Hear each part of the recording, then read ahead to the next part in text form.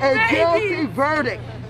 We're looking for a guilty verdict, and we're looking to see if all of the talk that took place and has been taking place after they saw what happened to George Floyd, if nothing does not happen, then we know that we've got to not only stay in the street, but we've got to fight for justice. But I am very hopeful, and I hope that we're going to get a verdict that say guilty, guilty, guilty. And if we don't, we cannot go away. I mean, you can't avoid it.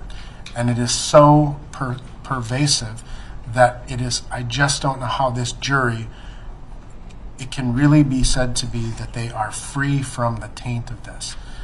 And now that we have U.S. representatives threatening acts of violence in relation to this specific case, it's mind-boggling to me, Judge. And not just manslaughter, right? I mean... Oh, no, not manslaughter. No. This is guilty for murder. I don't know whether it's in the first degree, but as far as I'm concerned, it's first degree murder. Well, I'll give you that Congresswoman Waters may have given you something on appeal that may result in this whole trial being overturned. But what's the state's position?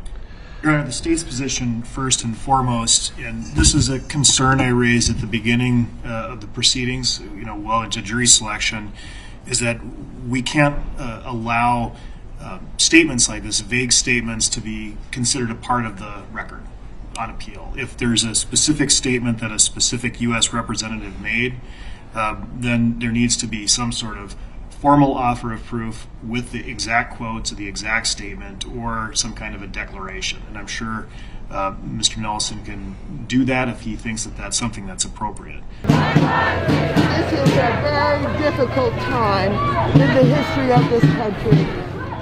Despite the fact that we know that people of color have been killed too often, unarmed young men, in particular black men, have been killed.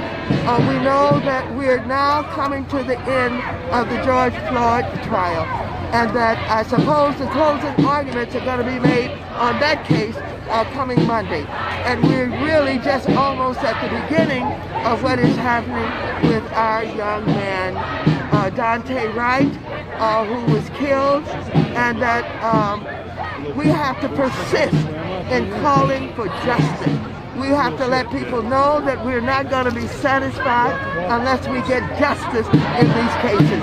And so I just could not sleep, I could not rest, I could not be satisfied without coming here to let the family know, and the friends know, and the people of this community know, and all those who have organized for justice know that I stand with you. And I'm going to stand not only with you, but continue to fight in every way that I can for justice,